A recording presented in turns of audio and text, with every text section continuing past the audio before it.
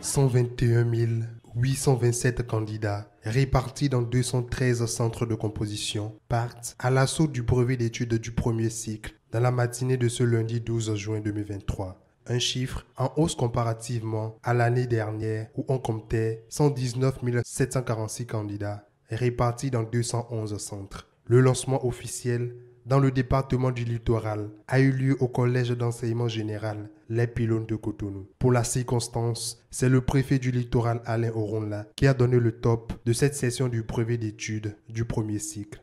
Je constate avec bonheur que l'organisation est parfaite.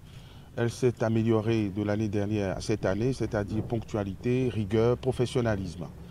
Nous avons le sentiment, rien qu'en voyant les enfants, qu'ils ont été bien préparés. Nous tenons en tout cas en particulier à ce que le département du littoral soit hissé au premier rang, comme pour la plupart de ces examens. On dénombre dans le littoral 13 112 candidats. L'absence des grèves et la rigueur dans la préparation laissent entrevoir un taux de réussite assez satisfaisant. Mais on les a encouragés, on les a félicités, on leur a transmis l'attention particulière du président de la République et de son gouvernement, qui ont œuvré tout au long déjà de l'année scolaire pour que celle-ci fût apaisée.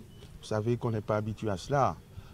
Ça fait seulement quelques années que nous n'observons plus des grèves perlées, des perturbations du système éducatif. L'année s'est très bien déroulée. Le lancement officiel a connu la présence du troisième adjoint au maire de la ville de Cotonou, venu porter le message du maire, Luc Setonji Atropo.